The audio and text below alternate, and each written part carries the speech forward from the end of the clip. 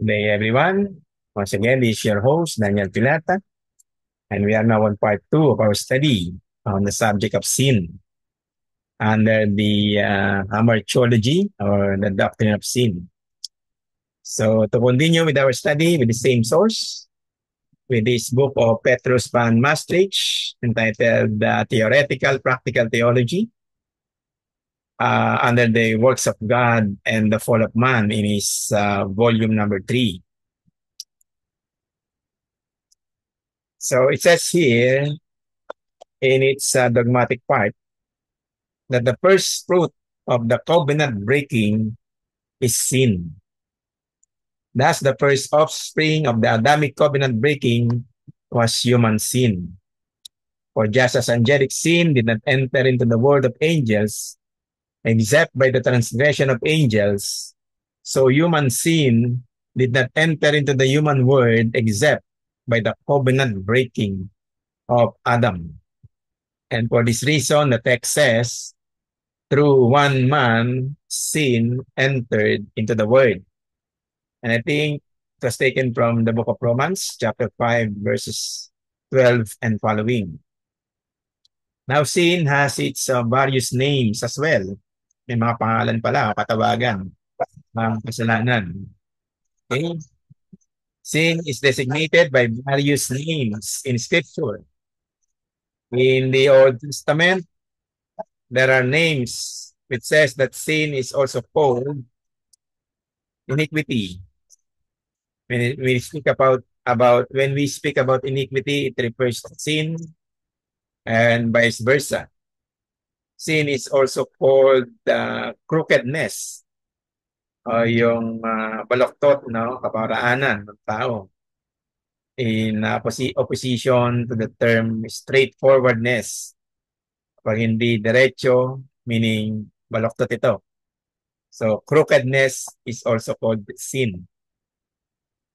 So sin is also depravity. So when we speak about depravity, it is a theological term at mapag-aaralan natin yung deeper meaning nito as we go along with our study on what is the meaning of depravity or the depravity of man. So sin is also called transgression. When we speak about transgression, it speaks about disobedience, no, or breaking the law of God or transgressing, no, the commandments of God. So sin is also called yung very popular notion, yung disobedience. Alam natin kapag tayo nag-disobey sa Diyos, ay nagkakasala tayo. So sin is also called disobedience. And then sin is also rebellion. When we rebel against a holy God, a righteous and just God, we are committing a crime of rebellion, or we committed the sin of rebellion. We rebel against our God.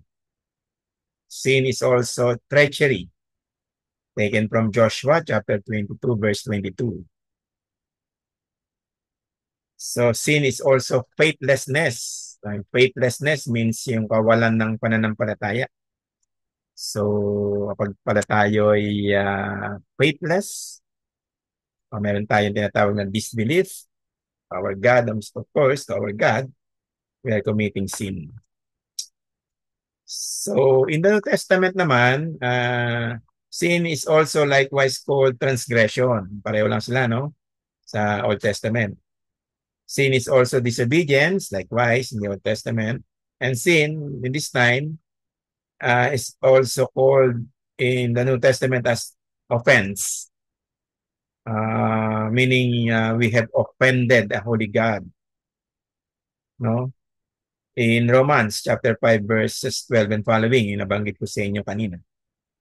So sin also has its nature. Ano bang kalikasan nito? Yung kanyang nature ng sin, no? Ano ba yung sin in its nature?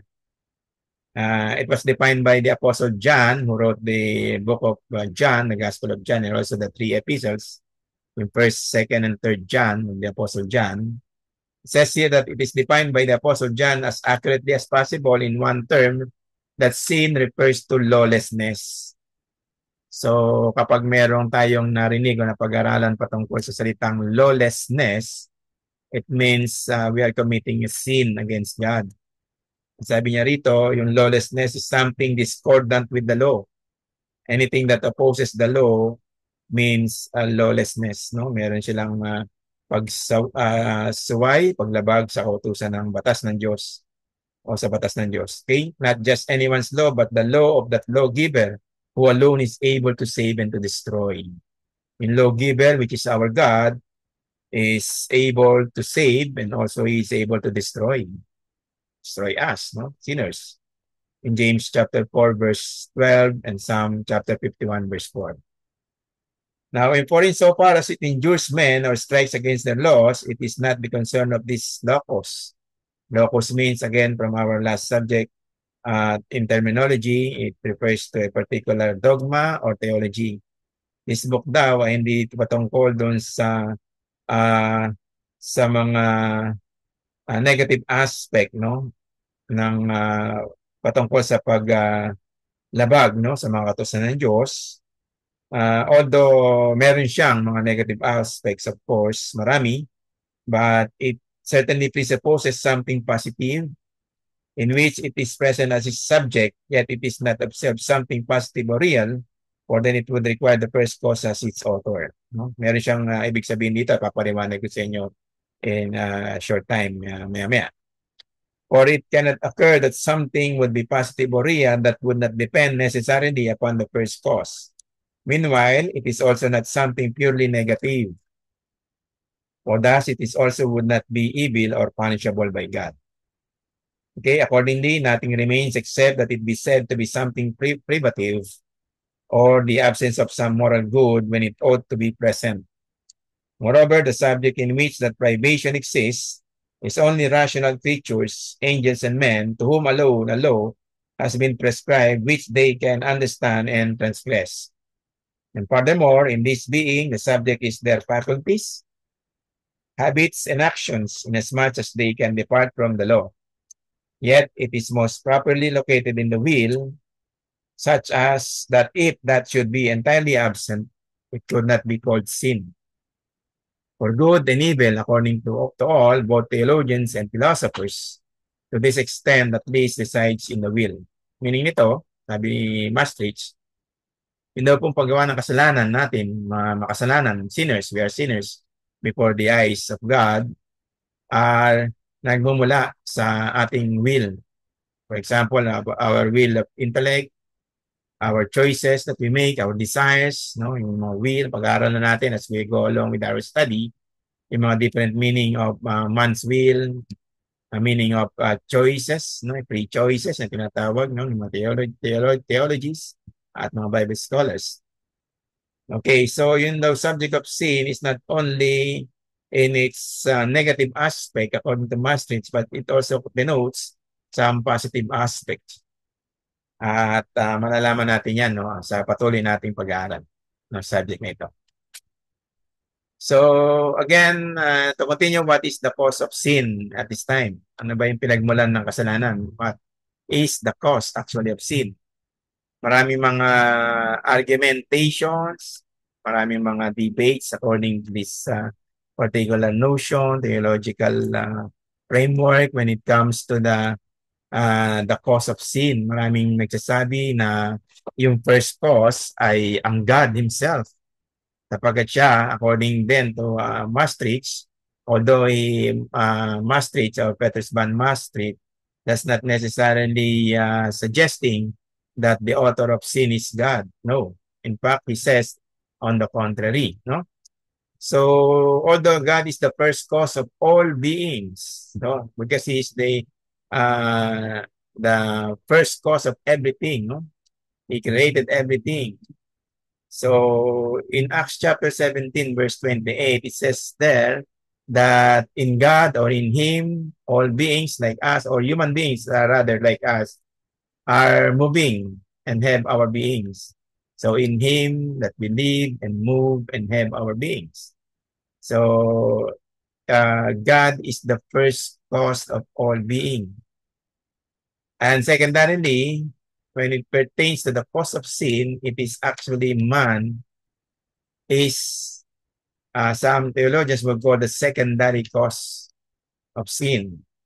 But many theologians as well would argue that man is really, in fact, the cause of sin. Okay? But with respect to its formal nature, it says here, as Maastricht continues, again, but with respect to its formal nature, lawlessness, the cause is nothing except transgression and the transgressor. And accordingly, because God cannot transgress the law, take note, because God cannot transgress the law, he also cannot be called the cause of sin without blasphemy. In Psalm chapter 5, verse 4, also in 2 Chronicles chapter 19, verse 7, and also in James chapter 1, verse 13. However, the creature transgressing the law is rightly termed the deficient cause. Also, the purpose of sin insofar as it is lawlessness does not exist because, properly speaking, a defect neither intends nor effects good. Although an end of sinners can be and does exist, since they, by sinning, intend an apparent good, one that is agreeable or useful, or that is congruent with their thoroughly evil propensity. Moreover, even God, take note, even God, in his immeasurable goodness, governs and directs evil things. So that by accident o yung per accidents na inaral natin last time, meaning by chance, they tend toward this glory. Meaning to say, sabi ni Maastricht, lahat daw na nangyayari sa mundong ito, mabuti man at masama or good or evil, ay ito ay hawak o kontrolado ng Diyos. Being God in His immeasurable goodness, also in His sovereign will and sovereignty, no, in His decretive will, no. So directs all things, whether good or bad, whether good or evil, and so far that will lead them all for His own glory. Lahat ay napangyayari ng Diyos, lahat ay inahayaan niya para sa kanyang kaluwalhatian lamang. That ends our part 2, and we will continue, of course, our part 3 and the proceeding, subjects, our point of discussions as we go along with our study dealing with the subject of sin. At this time, I would like to thank you once again and have a pleasant day to all of us. God bless and see you very soon. Bye-bye. Thank you so much.